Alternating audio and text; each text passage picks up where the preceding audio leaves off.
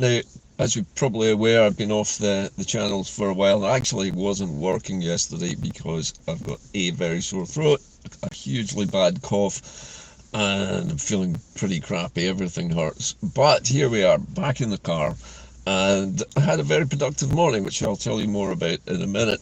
But first of all, some interesting news. The last time I spoke to you, Inde-Car's monetization with YouTube at that time, and this is a couple of days ago, had produced earnings of about $1.50. So it was pretty mediocre, to say the least. However, as of today, I can tell you that the monetization of the Inde-Car channel has achieved the heady heights of $10 of earnings for this month. As a whole. So this is good news. I'm not sure just exactly how much money is going to be made on a monthly basis from this monetization, but if it's somewhere between $50 and $100 a month, then that is pretty useful. And that would go a long way to helping the channel to survive well into the future.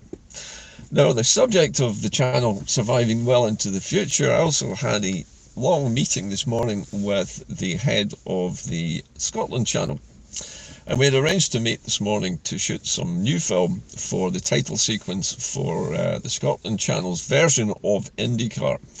And for the time being, at least, we've decided that the Inde-Car program on the Scotland channel will probably be a highlights edition from whatever the previous 2 or 3 editions were, and I may actually film that separately, so it may not go out as a live show as these are doing at the moment, but that is largely so that the footage from recordings can be uploaded easily enough for the Scotland channel to bookend it with the appropriate titles and to edit it correctly so that it appears as a much more professionally produced television show. So that's all happening in the next few months. So I'm delighted with that. The other things that we discussed today that are interesting, as I was told this morning, that the Scotland channel is planning a chat show and has managed to, at the moment, so far at least, make contact with a very famous Scottish actor. Now, there are a number of very famous Scottish actors whom you might think would want to be interviewed on a channel which is pro-independence in general, but pro-Scotland in a more sort of broad sense. So this is apparently going to happen soon, and it's likely that the interview with this actor will take place at some point before Christmas, most likely in Inverness or somewhere near Inverness, probably at a hotel. But that's all I can tell you at the moment.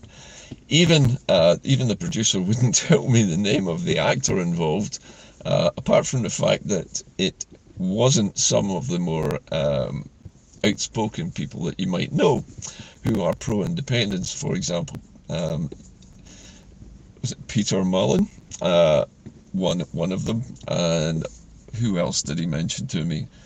Brian Cox was another person he mentioned to me. That's not Brian Cox, and it's not Mr. Mullen.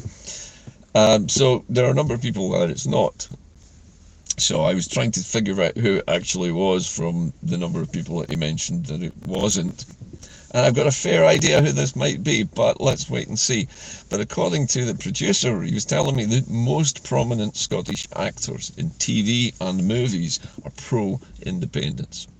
You'll know Alan Cumming is pro-independence.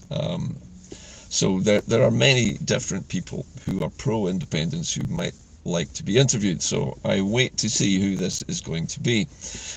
We also discussed the planning of coverage for the first space launch from Saxiford by a Scottish company. That is something we intend to pursue over the next few months, so that when either Orbex or Skyrora, the 2 Scottish launcher companies, are ready to launch, we want to be there in person to film it and to show you what the Scottish space program can achieve by itself without England's help. In other words, a Scottish rocket with a Scottish satellite launching from the Scottish launch site.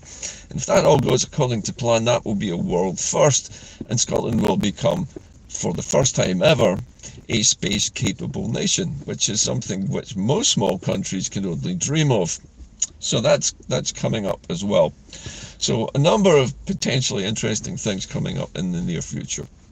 Now, just as well as that, there's been some noticeable activity online where people are discussing the SNP's MPs, current sitting MPs, and MSPs, all vying with each other now to be basically considered as candidates for the 2026 Holyrood elections.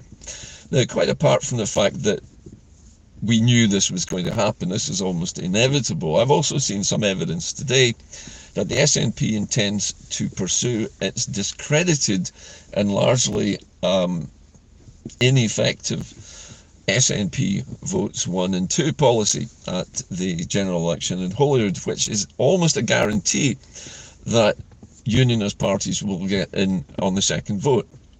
However, and this is the interesting however, an online poll which I got sight of today showed that contrary to what the SNP expects people to do, 55% of those polled in this online poll said that they would vote SNP 1 and ALBA 2. There were other choices as well. One was ALBA 1 and SNP 2, ALBA 1 and ISP 2, and so on. But the vast majority of people did not intend to vote SNP 1 and 2. In fact, the people supporting that were down in the low teens, basically 12, 13%, which is interesting because it shows that the voting people, the electorate of Scotland, are no longer fooled by this SNP 1 and 2 nonsense, because it plainly doesn't work. The arithmetic doesn't stack up. The D'Hondt voting system used in the second list vote doesn't produce an SNP MSP at the end of the day. It just allows another unionist party to get in on that seat. However, if the ISP or ALBA are on the list and people vote for them, it is far more likely that one of their MSPs would be elected, and that would produce a pro-independence majority, which is far more important than having more SNP MSPs. I would fully expect, incidentally, that the SNP will get a majority of first past the post seats. I think that is a given because people know that the SNP is likely to win that vote. But what happens with the second vote is more important. Anyway, because my voice is about to give up here, I think I'll call a halt to today's program. But I'd like to thank you all of you who have posted online saying that you hope I have a speedy recovery. Well, I hope I have a speedy recovery as well. Certainly my voice is a bit croaky and I'm still feeling a bit sore and generally coughing my lungs up, but I try and do that off camera outside the car. But there you go, that's just life, isn't it? And a lot of people have had this particular chest infection and I'm no different from everybody else. Anyway, that is it from Inde-Car today, but I thought you'd like to know the good news that Inde-Car and the Scotland channel have secured the deal. Inde-Car will be produced on the Scotland channel on a weekly basis, and you'll be able to see those programmes by accessing the Scotland channel website, and they'll be available to view at any time. So if you're ever looking for me in the future, and once we get this set up in the next month or two, you'll be able to find Inde-Car anytime you like on the Scotland channel, and it will look at a compilation of all the main topics that have been covered in the previous week by Inde-Car live streams.